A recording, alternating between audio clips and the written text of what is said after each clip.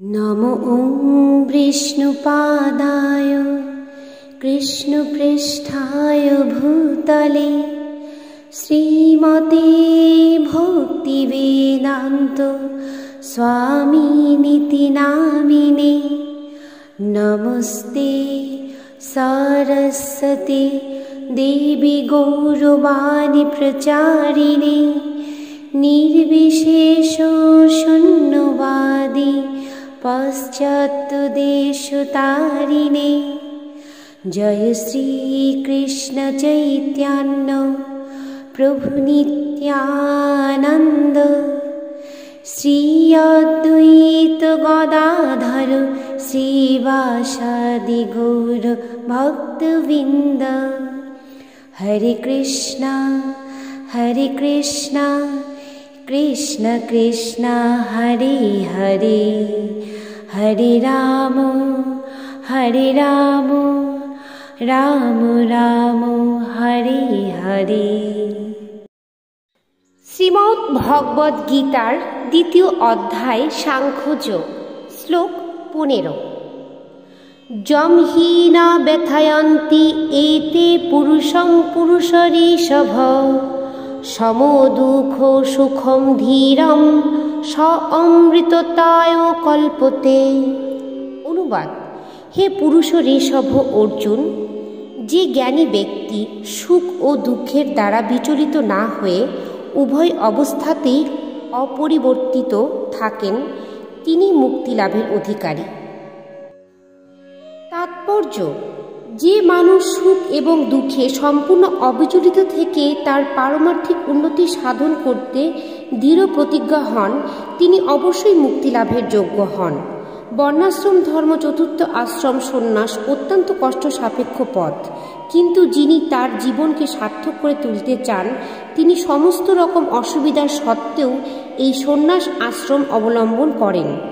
অসুবিধার উদ্ভব হয় প্রধানত স্ত্রী পুত্রের সঙ্গে সম্পর্ক ত্যাগ করে পারিবারিক বন্ধন ছিন্ন করার জন্য, কিন্তু যিনি এই বন্ধন থেকে মুক্ত হতে পারেন নিঃসন্দেহে তার পারমার্থিক জীবন সার্থক হয়ে ওঠে।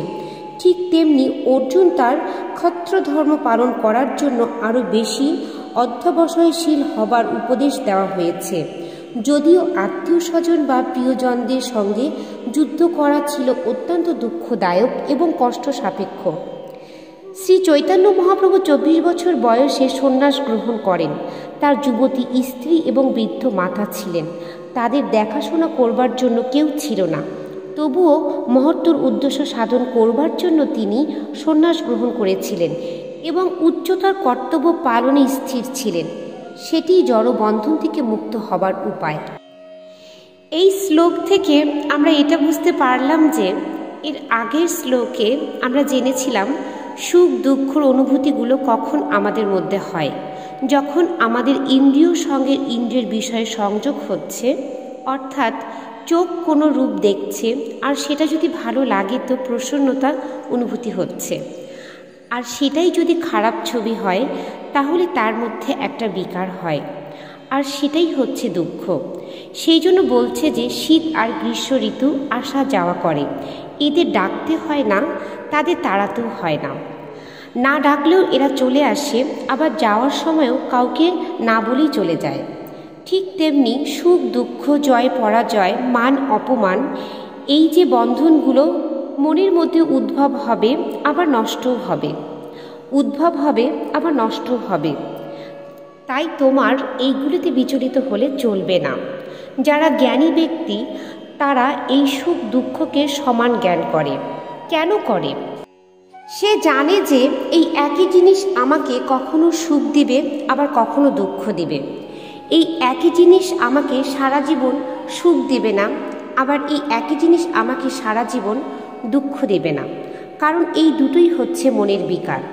আসলে সুখ দুঃখ বলতে কিছুই নেই।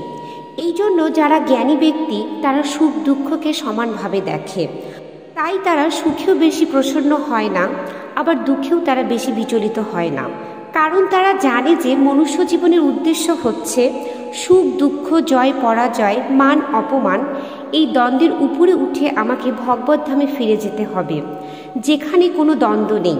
দ্বন্দ্ব এই জড় জগতেই আছে। সেই জন্য এই দ্বন্দ্ব থেকে যদি মুক্ত হতে না পারি তাহলে আমি অমৃত লাভ করতে পারবো না, অর্থাৎ মুক্তি লাভ করতে পারবো না। এই হচ্ছে আসল বক্তব্য। যারা জ্ঞানী ব্যক্তি তারা আসল তত্ত্বটা জানে। সুখ দুঃখ বলতে কিছুই নেই, এটা মনের বিকাশ শুধুমাত্র। এই শ্লোক থেকে আমরা এটাই বুঝতে পারলাম। হরে কৃষ্ণ।